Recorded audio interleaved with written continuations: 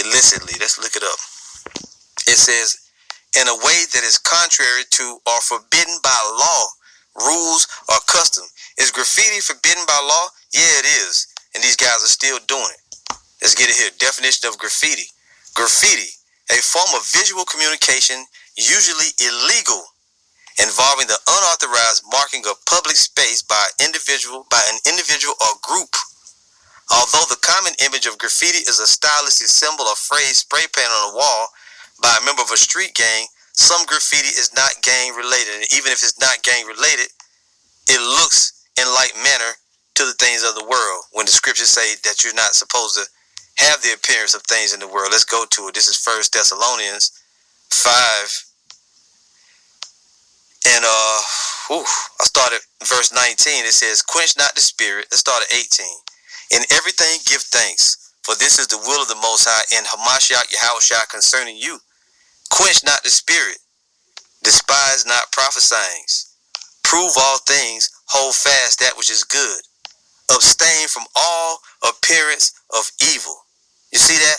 Abstain from all appearance of evil. And when you notice that the people of the world, the street gangs, over the years, these different movies, these different movies, particularly Colors and Beach Street, Breaking, what do they show? They show individuals doing things of the world, having the appearance of evil, spray paint. It's unlawful in this society. The scriptures in Romans 13 tell you that you're to obey the powers that be, as long as they don't go against the word of the Most High. This right here is completely out of order. It's out of order, and you saw the definition for the word illicit. Okay? As a matter of fact, let's go real quick and read 2 Corinthians chapter 6, verse 1. Now it says right here, their ministry commended. Their ministry commended. We then, as workers together with him, beseech you also that ye receive not the grace of the Most High in vain. For he saith, I have heard thee in a time accepted, and in the day of salvation have I succored thee. Behold, now is the accepted time.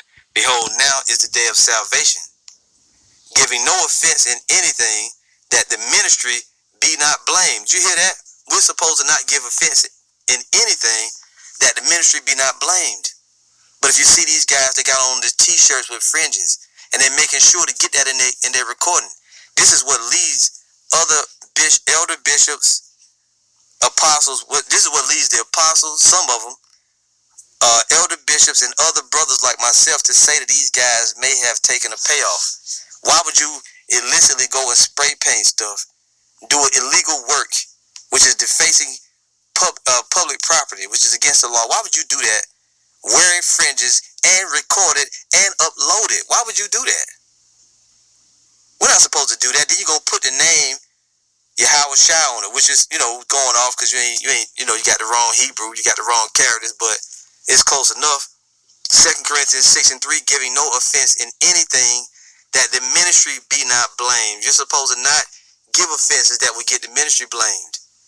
And that's just the bottom line. Now, when we go to Ephesians 5 and verse 6, it says, let no man deceive you with vain words, for because of these things cometh the wrath of the Most High upon the children of disobedience. Be not ye therefore partakers with them, for ye were sometimes darkness, but now are ye light in the world. Walk as children of light. For the fruit of the Spirit is in all goodness and righteousness and truth, proving what is acceptable unto the Lord.